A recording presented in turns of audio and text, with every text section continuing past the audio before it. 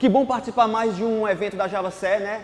Esse é o quarto evento, participei do primeiro, palestrei no primeiro, estou novamente palestrando aqui no quarto evento, né? Que é um dos maiores em termos de divulgação, porque a gente está junto com o pessoal da Oracle, né? Fomentando o Java no Brasil todo, tá bom? Eu vou falar sobre Migrations for Java, tá bom? Como você pode evoluir o seu banco de dados de uma forma incremental, segura e gerenciada. A maioria de vocês, assim como eu, sempre se preocupou em eu quero programar em Java. Eu sou programador Java. Não quero fazer mais nada a não ser escrever linhas de código em Java, tá bom? E eu não era diferente. O início da minha carreira era, eu quero ser programador Java.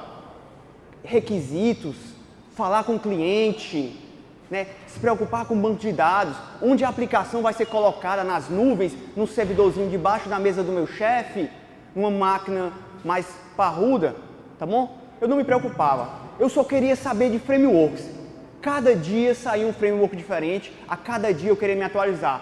Foi Struts, foi JSF, foi Hibernate, foi JPA, foi Spring, foi DWR, foi vários tipos de jQueries e assim por diante. Eu só queria saber disso. E isso me causou um problema, porque eu não me preocupava com mais nada a não ser frameworks. E eu posso botar isso, um pouco dessa culpa, não somente a mim, mas também como era a mentalidade do mercado quando eu comecei lá em 2005. Era programador, analista, arquiteto, DBA, gerente. Analista levanta os requisitos, fala com o cliente, conversa com o DBA para modelar o banco, arquiteto já pensou na arquitetura e o programador. O programador é um macaco, né? Você dá um documento .doc para ele, ele vai lá e programa na linguagem que ele foi pago para programar. No meu caso, eu era pago para programar em Java. Achava ruim? Não, de modo algum. Eu queria programar Java, não queria saber qualquer outro tipo de preocupação. E um desses frameworks que eu mais gostava, eu acabei me apaixonando, foi o Hibernate, né? O Hibernate. Poxa, eu programava concatenando SQL na mão, eu tinha dor de cabeça com JDBC puro. Quando eu conheci o Hibernate, foi um relacionamento, foi um amor à primeira vista. Não só eu, mas também na TradeWorks, a gente adotou o Hibernate sem medo, desde as suas primeiras versões. E uma das coisas mais bacanas do Hibernate, sem dúvida, era como eu conseguia programar somente em Java, levantava minha aplicação, estava lá, meu banco, com o esquema pronto, com as tabelas prontas, os relacionamentos prontos, os índices prontos e tudo funcionando perfeito. Não me preocupei em gerar o meu banco de dados. O Hibernate fez isso para mim. Para você ter noção, seria mais ou menos assim. Eu vou lá, eu crio a minha classe, minha entidade, issue, por exemplo, dou um ID, dou uma descrição para ela, bem simples. Vou lá, mapeio com o Hibernate. Levanta a aplicação, meu Deus, que beleza, a tabela foi criada. Continuo programando, continuo metendo um pau no código Java e meu amor pelo Hibernate vai aumentando, tá bom? Vou ficando mais apaixonado pelo framework e desenvolvendo cada vez melhor com ele. E aí, a aplicação evolui. Antes eu tinha 2 campos, agora eu tenho 3 campos, né? Um campo status, um atributo status bem simples. Novamente, eu levanto a aplicação, o que é que o Hibernate faz? Alter table, issue, add column. Ele adiciona uma coluna no meu banco de dados. Que maravilha! Não tem nada melhor, não é? Novamente, apaixonadíssimo pelo Hibernate. Meu amor estava aumentando. Não tinha por que eu sair desse framework. Não tinha por que eu aprender a usar outras ferramentas para modelar o meu banco de dados. Mas aí chega o seu chefe, Rafael, você criou o campo de descrição do tipo vá achar 255, porque esse é o padrão do Hibernate. Quando ele gera uma coluna, um atributo do tipo string, ele gera um vá achar 255. Aí meu chefe falou, aumenta esse valor desse campo, meu usuário precisa digitar um pouquinho mais. O que é que eu faço? @column length 1000. Vou lá todo feliz, todo serelepe, levanto a aplicação, nem olho para o log, meu cliente vai entrar no campo de descrição, num text area qualquer, e toma o que tu quis. Truncate, data truncated. Ou seja, teve problema. Cadê? O campo continuou como 255. Vou olhar os logs, espera aí. Cadê o alter table? O Hibernate era para fazer isso para mim, era para ele evoluir o meu banco. Eu mudei o tamanho. O que foi que aconteceu? O amor estava acabando, né? Eu realmente comecei a ler a literatura sobre Hibernate, ler a documentação e vi que não era algo tão mágico assim, né? O programador começa bem, mas de um tempo ele acaba se saturando com o framework. E você sabe, tudo na nossa área pode piorar, sem dúvida. Se você está bem, se você está feliz hoje, ele vai piorar. Ou seja, tenta mudar o nome de um atributo no Hibernate para você ver. Estou com uma aplicação funcionando, tem já um ano, vou mudar o nome de uma coluna, né? De descrição para descrição estendida ou algo do tipo. O que o Hibernate vai fazer? Acho que ele vai dar um rename na coluna para você? De jeito nenhum. Ele vai gerar uma nova coluna. E aquela antiga continuou lá com os seus dados. Não é bem o que eu queria. Tenta adicionar, mudar o tipo da coluna, né? De varchar para inteiro, né? De varchar para number, ou seja, de string para inteiro, para long. O Hibernate vai simplesmente ignorar a sua mudança na sua classe Java. Vai mais longe, adiciona uma coluna not null no seu sistema, na sua classe, em um banco que possui dados. Provavelmente você não vai conseguir, porque o banco não vai deixar. O que o Hibernate vai fazer? Vai engolir o erro, vai só logar. Você todo serelepe, vai levantar a aplicação e vai tomar o erro na cara, tá bom? Então, isso não entrar na minha cabeça, tem algo errado. O Hibernate não pode estar me sacaneando, né? Vamos ler a documentação. Comprei um livro de Hibernate, provavelmente um dos melhores, e lá tinha um warning, um alerta do tamanho da minha cabeça. Dizia, eu tenho visto usuários de Hibernate tentando usar o esquema update, que é a evolução de banco de dados, para evoluir o banco em produção automaticamente. E isto pode levar a um desastre. E os DBAs não deveriam permitir isso. Aí eu, não, isso aí parece que foi para mim, né? Eu acho que o Hibernate quis dizer, eu tenho visto o Rafael Ponte tentando evoluir o banco de produção e o DBA não deveria fazer isso, né? Então, todo aquele meu amor pelo Hibernate foi por água abaixo. Ou seja, não é o caminho certo para se evoluir com o banco com Hibernate. Mas como todo relacionamento, todo fim de relacionamento, né, você aprende alguma coisa. Eu aprendi, não devo usar o Hibernate para evoluir o meu banco de dados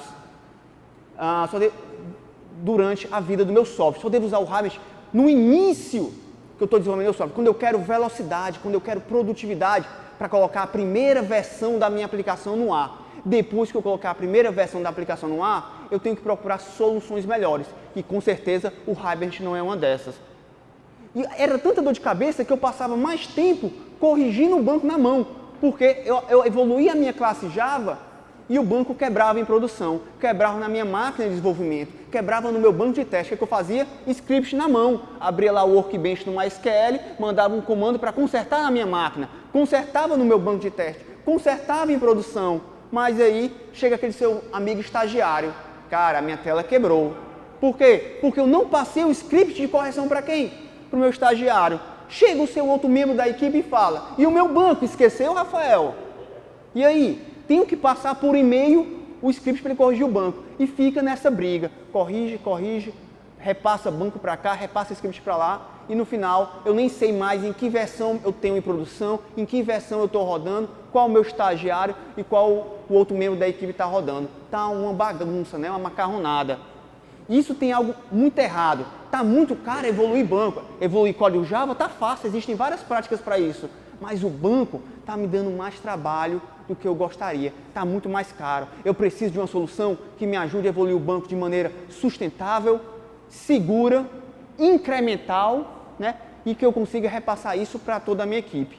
E é aí que a gente entra no tema da nossa palestra, Migration for Java. Aprenda a evoluir seu banco de dados de forma incremental, segura e sustentável, tá bom? Meu nome é Rafael Ponte, eu sou desenvolvedor, sou consultor, sou instrutor na TriadWorks, tá bom? Quem não conhece a TriadWorks é uma empresa de ensino e formação Java aqui no Ceará, tá bom? E ela é realmente no Ceará, quem não conhece, cidade 40 graus na sombra, não é? Diferente de hoje, um dia atípico. E nós somos uma empresa que começamos com consultoria, mas vimos que podemos mudar o mercado de uma forma melhor através de ensino, através de cursos e treinamentos na linguagem e na plataforma Java, tá bom? Desde 2004 estamos nesse ramo, estamos saindo muito bem, por sinal. Então, seguinte, se você se perguntar hoje como você evolui a sua aplicação Java, a maioria vai saber responder. Rafael, eu programo incrementalmente, eu analiso o problema, eu vejo o que eu posso mudar, eu escrevo testes automatizados, eu uso TDD, eu tenho um feedback, uma comunicação bacana com a minha equipe, eu tenho um servidor de integração contínua que vai mostrar quando eu quebrei aquele código, eu tenho um Git, eu tenho um controle de versão. Você sabe como evoluir a aplicação. Se eu lhe perguntar, talvez você nem saiba enumerar, mas é algo tão natural que você sabe como desenvolver software, manter o seu código Java com qualidade. Mas como você mantém a evolução do seu banco, né? A evolução de banco de dados é uma coisa mais extensa, tá bom? Ele ia entrar num ramo mais relacionado a DBAs e não é muito meu forte. O que eu quero perguntar exatamente é como você gerencia a mudança no seu banco de dados. Como você evolui a cada mudança o seu banco de dados. Será que você, como muitas empresas fazem, prepara um scriptzão .SQL lá de 30 megas, 40, 100 megas e a cada nova versão vai dando um append no final, dizendo cria uma nova tabela, altera uma coluna, dropa uma coluna. Isso é muito comum na maioria das empresas, podem ter certeza. Ou você trabalha numa empresa que ela tem muito dinheiro e ela paga um DBA. Ou seja, eu sou Rafael, sou programador, vou desenvolver lá minha classe Java, meu modelo orientado a objeto, só que para ele rodar, eu preciso que a tabela esteja funcionando, eu preciso que tenha aquela nova coluna naquela tabela antiga. Eu posso alterar o banco? Não posso, né? Eu tenho que passar por todo um processo burocrático. O DBA está do meu lado, mas eu tenho que mandar um e-mail, abrir um ticket para chegar nele, para ele receber, para ele mandar um ticket para o gerente autorizar, para ele receber, para ele dizer, vou implementar isso na semana que vem. Enquanto isso, o sistema está lá parado e eu estou perdendo dinheiro. Isso funciona, tá bom? O DBA faz bem o seu trabalho, mas a burocracia não é muito o que os programadores procuram. Ou você deixa tudo na mão do arquiteto, né? O arquiteto já chega no sistema, já conversa com o cliente, ele já modela um banco de 362 tabelas e ele sabe que aquele banco nunca vai mudar. Né? Nem a Mandiná consegue, porque um arquiteto conseguiria, não é? Tem empresas que fazem isso. E se você é muito foda, se você tem uma equipe muito foda, trabalha numa empresa muito foda, talvez você crie a sua própria ferramenta para evoluir o banco de dados, tá bom? Eu não aconselho, porque eu sei que ferramentas caseiras causam mais dor de cabeça do que muita gente pode imaginar. Mas sim, é uma solução que funciona se você fizer uma solução para resolver o seu problema e não resolver o problema do mundo todo. Ou você é um cara persistente, insistente, como eu, e continua usando o Rabbit, ou continuou usando o Hibert durante um bom tempo até encontrar uma solução melhor, tá bom? De qualquer forma, não importa qual solução você escolha, tá bom? Todas têm suas vantagens e suas desvantagens, tá bom? Todas têm seus prós e seus contras e vocês precisam avaliar cada uma delas. E o engraçado é que a comunidade Rails aprendeu desde cedo como se evoluir o banco de dados. Desde as primeiras versões do Ruby on Rails, eles sabem como evoluir banco de dados. E 2015, o ano da graça de 2015, tem sistema, tem empresa que não evolui o banco de dados de forma correta, né? E o pessoal do Hibernate não podia ter uma solução mais simples e mais eficaz. Migrations, né? E a comunidade Java, ó, evolui na mão, scripts grandes, ou paga um DBA, ou não evolui, ou faz gambiarra e tem a dor de cabeça que eu comentei no final. E a comunidade Java não conhece bem essas ferramentas, não é pela falta delas não, porque a gente tem essas ferramentas em rodo. Aqui uma tabelinha em um site dessas ferramentas, em uma dessas ferramentas tem um site que mostra essa tabelinha com várias outras, aqui são 9, tá bom? Tá pequeno, mas ela mostra 9 ferramentas e diz a diferença entre cada uma delas. Você só precisa entrar no site, ver a diferença, fazer alguns pequenos testes lá, umas provas de conceito, e você acaba decidindo qual é a melhor, tá bom? E todas essas ferramentas, todas, sem exceção do Rails, do Java, do .NET, do Python, todas seguem o mesmo conceito. Elas trabalham de forma diferente, mas seguem o mesmo conceito. E eu vou resumir esse conceito para vocês em 4 passos, tá bom? 4 passos bem simples. Primeiro passo, eu vou querer evoluir meu banco, tá bom? Eu tenho um banco de dados, um sistema que é um blog. Então eu vou criar a minha tabela de blog, tá bom? Vou criar um script chamado script.sql, onde vou dar um create table blog. Vou criar os campos e vou colocar nesse script. Só que script.sql tá legal? Não tá, né? O que isso significa? Eu tenho que abrir o script para ver o que tem o conteúdo dele? Não é legal. Vamos dar um nome mais legal para esse script? Create table blog.sql.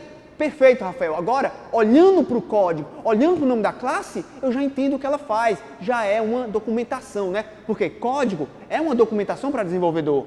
Só que, Rafael, como é que tu vai garantir que esse script vai rodar primeiro do que os próximos scripts? Simples. Vou dar um ID, um sequencial no nome do arquivo, que vai me garantir que aquele cara vai ser o primeiro a rodar em ordem. Depois que eu criei o script, eu vou perceber que todos os nomes de scripts são ID sequencial, underline, o nome da operação que eu estou fazendo, ponto .sql. Perfeito. Qual é o segundo passo? Vou aplicar o script. As ferramentas, normalmente, elas funcionam em linha de comando. Então, se você tem medo de linha de comando, você vai ter uma preocupação, porque 99% dela funciona em linha de comando. Então, vou lá, entro no meu diretório de scripts e dou o comando migrate app, migrate inicia, migrate executa, migrate alguma coisa. Quando eu fizer isso, ele vai procurar todos os scripts que não foram aplicados naquele meu banco de dados e vai aplicar. E o melhor, se eu quiser, eu digo, aplica esses meus scripts no banco de produção, aplica no meu de desenvolvimento, que é local, aplica no banco de teste, no banco de homologação. Ou seja, eu consigo dizer qual banco deve ser evoluído somente com uma linha de comando. E a coisa não para por aí. Essas ferramentas, todas, eles têm que versionar o banco. Por quê? Qual é a versão do banco que eu estou rodando? Qual script? Qual foi o último script que eu rodei? E o último script que eu rodei em produção? Qual é? Eles precisam versionar isso. Vocês versionam o código de vocês. Vocês usam Git. Vocês usam SVN, CVS. Vocês versionam. Por que não versionar as mudanças do banco de dados? E é o que essas aplicações fazem, essas ferramentas fazem. Eles versionam no banco de dados. É uma tabelinha com 1, 2, 3 colunas que versionam o último script, a data e a versão e o ID daquele script. E aí eu vou para o quarto e último passo. Vou aplicar os scripts que eu ainda não apliquei. Estou repetindo o primeiro, o segundo e o terceiro passo, né? Estou aplicando os scripts que eu não apliquei. Porque eu escrevo o script, tem outro desenvolvedor escrevendo outro script, outro script, outro script. No final do dia, eu vou baixar tudo no meu Git, vou executar esse comando e vou evoluir o meu banco ou banco de produção. E para recapitular todos esses passos primeiro passo, cria o script. Segundo passo, aplica aquele script. Terceiro, versiona o banco. Quem faz isso é a ferramenta. E por último, repete tudo novamente. E fica nesse ciclo, nesses 4 passos que são bem simples de entender, bem simples de aprender. Pode mudar um pouquinho de ferramenta para ferramenta, tá bom? Mas no geral, todos seguem o mesmo conceito. E eu não vou falar de todas as ferramentas, mas eu vou falar sobre 3 delas. As 3 que eu considero as que têm mais atuação no mercado, as que estão sendo mantidas e atualizadas diariamente, tá bom? Então, essas 3 ferramentas são a Flyway, que é a detentora dessa tabelinha, tem no site dela, a Liquibase e a MyBats Migrations, tá bom? São excelentes, qualquer uma delas é uma boa opção. Então vamos lá, Flyway, Liquibase, MyBats Migration. Vamos entender o que cada uma tem de interessante, tá bom? A Flyway, se você entrar no site, buscar Flyway, ele já diz, tá bom? Framework de migração para bancos de dados ágeis. Por quê? Porque na agilidade a gente preserva, né, a produtividade com a sustentabilidade. Então nada melhor do que uma ferramenta de migrations. E o site dela já é todo bonitinho, já é a ferramenta mais recente. Se ela tiver 5 anos, é muito, tá bom? Só que ela evoluiu numa velocidade inacreditável, tá bom? Hoje ele tem funcionalidades como, por exemplo, você pode escrever o .sql, que é a sua migration, e ele vai rodar o .sql. Rafael, mas eu tenho uma migração, uma evolução de banco de dados muito complexa. Eu tenho que chamar procedures, eu tenho que copiar arquivos blobs, eu tenho que fazer uma burocracia toda. Ele te permite criar migrations com arquivos .java para casos mais complexos, tá bom? Ele trabalha com a ideia que todo framework hoje em dia trabalha, né, que é a convenção sobre configuração, né, que é que o Rabbit trabalha, que é o seguinte, segue a minha convenção, bota o arquivo aqui com esse nome, bota o arquivo ali com esse nome, executa o comando assim, assim, assado, e você vai ser feliz, você vai ter um trabalho mais fácil. Ele também tem o que eu mais gosto dessa ferramenta em relação à maioria, é o que ele faz o parsing do SQL, ou seja, alguns drivers JDBC não suportam você enviar mais do que 2 comandos para o banco de dados de uma vez. Então, o que o Flyway faz? Ele lê o seu script.sql, quebra em comandos distintos e envia para o banco sem problema. Ou seja, ele faz o parsing do seu SQL, o que é muito bacana. E claro, ele tem um módulo para Ant, para Maven, para Gradle. E se você quiser, assim que levantar a aplicação em produção na sua máquina, rodar o Flyway, ele tem uma API Java para isso. Você levanta a aplicação, ele já aplica os últimos scripts que estão junto com a aplicação. Ou seja, você não precisa fazer nada. Joga o Flyway junto com o seu .o em produção. Quando levantar a aplicação, olha que coisa legal. A aplicação evoluiu, o banco de dados evoluiu. Todo mundo feliz, não é? O seu concorrente, que já é um cara mais velhinho, é o Liquibase, tá bom? O Liquibase é um dos mais antigos, tá bom? O site dele já mostra quão antigo ele é, né? Um site feinho, mais simples, não é responsivo nem nada. Mas, em compensação, ele trabalha com XML. XML, Rafael, XML. Pô, XML é tão demodé, é tão anos 90, mas ele trabalha com XML. E a gente vai já entender por que é que ele trabalha com XML. Mas ele também trabalha com SQL puro, SQL nativo, né? Que é o que o Flyway também faz. O motivo de trabalhar com XML nada mais é porque ele é múltiplo banco de dados. Como assim, Rafael? Eu escrevo minha migration em XML sem escrever uma linha de SQL. Ele vai lá e consegue executar aquela mesma migration para Oracle, SQL Server, MySQL, PostgreSQL. E qual framework no mercado faz isso para mim hoje em dia? O Hibernate. Por isso eu considero o Liquibase como o Hibernate dos bancos de dados, tá bom? E ele tem uma coisa bacana que alguns não têm, que é o rollback. Legal. Criei a tabela. Que cagada eu fiz. Quero desfazer. Ele tem um rollback. Ele dá o drop automático. Porque se eu dei um create, ele vai lá e dá o drop para mim, tá bom? Nem todas as ferramentas têm isso, mas ele tem. E se você quiser, eu tenho lá 467 migrations. Eu queria gerar um único script para enviar para o meu DBA e meu DBA analisar. Ele tem uma ferramenta para isso. Ele gera um scriptzão enorme para o seu DBA avaliar e verificar se o que vocês fizeram está ok. E a última ferramenta é o MyBats Migration. Tá bom? Ele tem um site bacaninha. Quem não conhece, o MyBats é um framework ORM concorrente do Hibernate. Só que ele tem alguns subprojetos. E um desses subprojetos é o MyBats Migration, tá bom? Que serve para evolução de banco de dados. Ele funciona com SQL puro, ele funciona com Maven, tá bom? Ele também dá rollback, se você achar necessário, ele gera um script no final para o DBA, tá bom? Mas todos eles vão funcionar a agrado, só que tem que saber qual é o melhor que se adapta ao seu projeto, porque você pode usar uma ferramenta dessa mesmo para um projeto que não é Java, um projeto .NET, Ruby, Python, PHP, tá bom? E apesar de todas as opções, né, que eu falei de 3, mas a gente tem várias, na minha época, quando eu precisei, em 2008, 2009, eu não tinha tudo isso, né?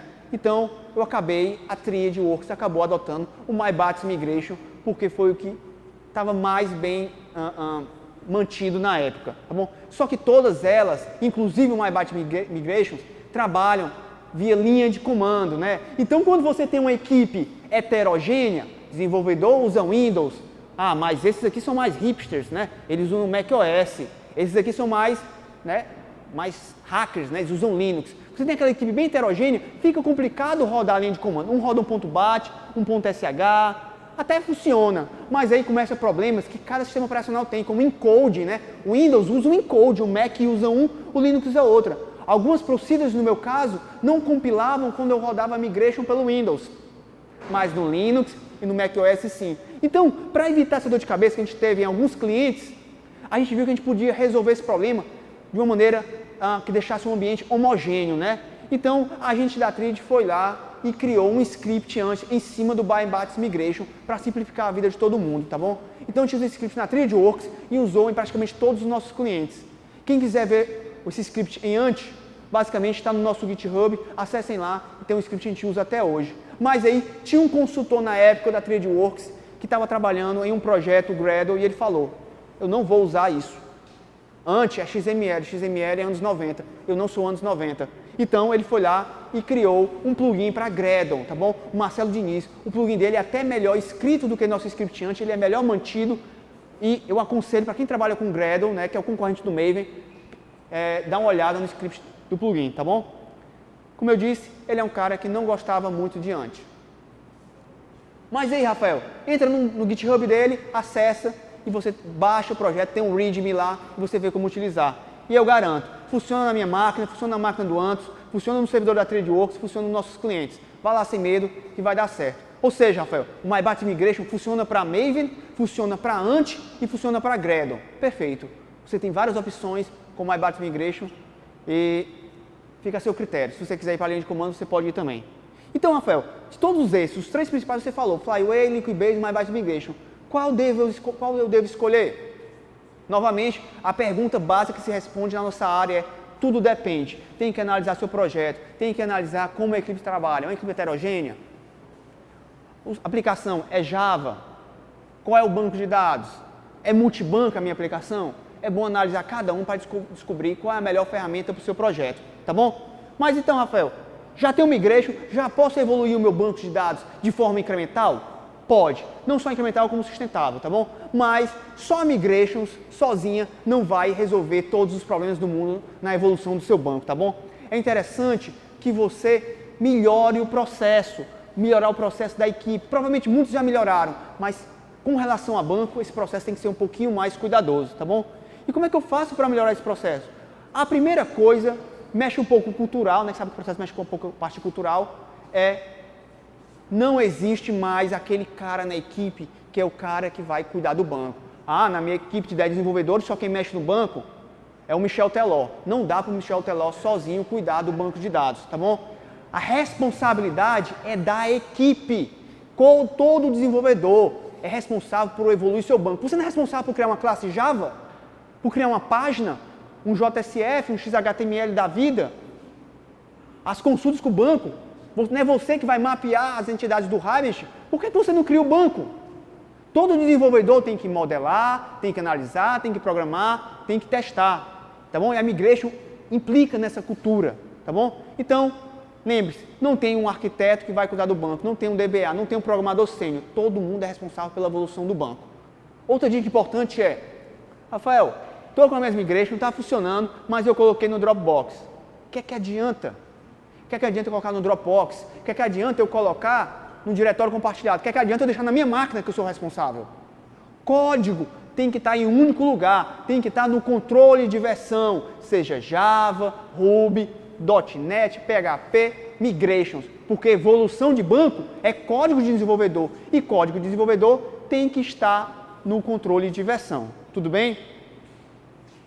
Isso não é só Migration nem código Java. Qualquer coisa que evolua o banco, por exemplo, um script para criar e dropar um banco de dados, né? Datasets para popularem o banco e assim por diante. Uma coisa muito comum que a gente conta quando você começa a usar Migration é o inferno na Terra, chamado de banco de dados compartilhado. Ou seja, primeira dica, não usem banco de dados compartilhado na sua empresa. O que você está querendo dizer com isso, Rafael?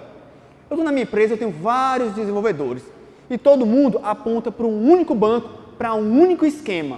O que acontece? Rafael Ponte, todo Serelep, chega às 8 horas da manhã, vai implementar uma funcionalidade de relatório. Rafael Serelep começa a popular a tabela de movimentação do sistema. Chega Anderson Frota, todo Serelep, vai rodar a bateria de teste. O que a bateria de teste faz inicialmente? Ele limpa o quê? Limpa o banco de dados. Passei lá de 8 da manhã até 11 populando na mão o banco de dados. Chego antes, roda a bateria, apaga a minha tabela. E aí? Fica aquela briga. Viu lá outro estagiário e fez o quê? Dropou uma coluna, dropou uma tabela. E a dor de cabeça, o inferno começa. Espera aí. Vou rodar a bateria. Ninguém roda nada. Tá bom? Vamos tomar café. Não dá, né? Não é assim que se desenvolve software. O ideal é que cada desenvolvedor tenha a sua sandbox, tenha a sua caixa de areia, né? Tenha o seu próprio banco. Ou seja, caixa de areia, gato, o que é que o gato faz na caixa de areia? Ou seja, o desenvolvedor pode cagar o próprio banco. O banco é dele, ele faz o que ele quiser. E o melhor, ele pode levar para casa. Olha lá, gestores, Migration, banco de dados isolado, pode levar trabalho para casa, coisa bacana. Mas tem empresa que não dá para você trabalhar com um banco isolado para cada desenvolvedor. E o que a empresa faz? Cria um banco de dados único, um Oracle lá pesadão, porque o esquema é grande, dá para entender. O banco de dados não pode sair da instituição porque tem problema de confidencialidade e tal. Mas aí, dentro do banco de dados Oracle pesadão, ele cria pelo menos um esquema para cada desenvolvedor. Vou isolar desenvolvedores por esquema. Assim, o que o Rafael fizer não vai impactar no que o outro desenvolvedor fizer. Próxima dica. Automatize o que puder. Você deve automatizar tudo no seu mundo Java, tudo no seu mundo Rails, né? Você automatiza o build, automatiza o deploy, joga no Jenkins, joga no TeamCity, os testes rodam automatizados, perfeito. Mas quando a gente fala de evolução de banco de dados, a coisa é mais crítica ainda, né? Porque não envolve só esquema, envolve dados também. Então, quanto mais você automatiza, menos chance de dar erro para você e para a sua equipe. Porque a gente sabe, né? Tarefas repetitivas e feitas por ser humano, e isso inclui o desenvolvedor, são sempre propícias a erro, né? Então, imagina o seguinte cenário, como é comum na maioria das empresas. Cada desenvolvedor vai trabalhar na sua própria máquina, no seu próprio banco de dados, na sua própria versão, né? Tem programador que é mais lento, outros são mais rápidos. E você vai lá, em um certo momento você vai ter que subir para o controle de versão aquele código para ele ser integrado num servidor de integração contínua, como o Jenkins. E aí vai rodar a bateria de teste para dizer se todo aquele código de todos os desenvolvedores, naquele momento, estão íntegros, né? Estão rodando de acordo. Rodou de acordo, o que normalmente você faz? Você manda aquele código para o pessoal, né, de QA, né? O pessoal que vai fazer os testes funcionais, né? Os testes manuais. O pessoal deu ok, manda para a demo, para o cliente validar. O cliente validou, você vai lá e pode mandar para a produção sem medo. Mas quando a gente trabalha com migrations, a gente tem o costume de dizer o seguinte: o ideal é que a última versão esteja em produção. Então, cada um desses pontos está com uma versão diferente. Tem desenvolvedor que está bem atrasado com o banco de dados. Faz 3 dias que ele não baixa o código do Git, o código do controle de versão. Tem desenvolvedor que já está mais adiantado, está sempre atualizado. A primeira coisa que ele faz de manhã é baixar a última versão do código. Então, você pega aquele desenvolvedor, o Mário, que está com a versão 4.9. Ele vai lá e submete lá para o Git e ele vai para o controle de integração. Vai rodar o build automatizado e tudo mais. Depois, isso vai para onde? Ele vai lá e atualiza via migrations o banco de dados do pessoal de QA. O pessoal de QA testou, perfeito. O pessoal de QA libera para a versão demo. Versão demo também está com a versão 49, que é a última versão. Testou, deu certo? Manda para a produção. Ou seja, eu estou com a última produção, a última versão do banco e da aplicação em produção. Como é que eu sei disso? Porque dentro do meu banco de dados tem a versão do meu banco, a versão da minha evolução. E aí o ciclo se repete, né? Volta novas migrations e passa novamente passo a passo. Ou seja, evolua a aplicação, o código Java e evolua também as migrations. Uma dica chatinha, mas que a gente aprendeu muito, foi quebrando a cabeça, não modifique migrations que foram para a produção. Ou seja, Rafael foi lá, criou uma migration, criei uma tabela, subi. 3 dias depois, Rafael percebe que ele colocou aquela coluna com nome ou tamanho errado, mas aí a aplicação já foi em produção. Rafael faz o quê? Baixa o código, altera, comita novamente. Já era, paciência. Aquele código vai ser ignorado pelas ferramentas de migrations. Nesse caso, você tem que fazer o seguinte: subiu uma migration que foi para a produção e está errada, como é que eu corrijo? Não vou alterar o código. Migration para a produção já era, é intocável. Vou criar uma nova migration, olha como é que é a evolução. Vou criar uma nova migration para corrigir a migration que eu tinha implementado 3 dias atrás. E aí eu vou acompanhando a evolução do meu banco. Tá ok? Se você for mais cri-cri, você pode dizer, migration que foi para homologação, não se altera mais. Se você for um cara mais rígido, migration que foi comitada, não se altera mais, né? Porque um desenvolvedor está todo o tempo baixando código. Ele baixa uma migration, ele rodou. Se eu alterar essa migration e mandar novamente, se ele baixar daqui a 5 minutos e ele rodar o comando de migration não vai identificar que aquela migration foi alterada, né? Então, pode dar dor de cabeça, pode quebrar os testes dele, até ele descobrir qual é o problema, ele se perdeu muito tempo.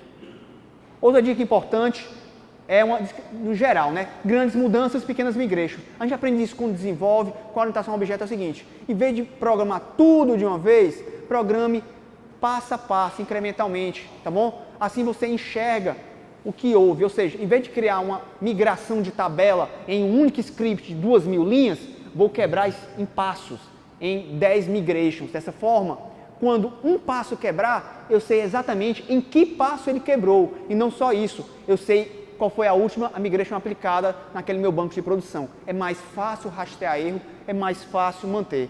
Ou seja, Rafael, migrations, se eu melhorar o processo, eu consigo uma evolução de banco sustentável?